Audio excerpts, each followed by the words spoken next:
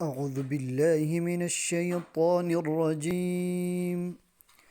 بسم الله الرحمن الرحيم.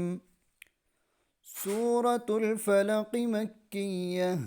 بسم الله الرحمن الرحيم. قل أعوذ برب الفلق من شر ما خلق ومن شر غاسق إذا وقب ومن شر النفاثات في العقد ومن شر حاسد إذا حسد. بسم الله الرحمن الرحيم. قل أعوذ برب الناس ملك الناس إله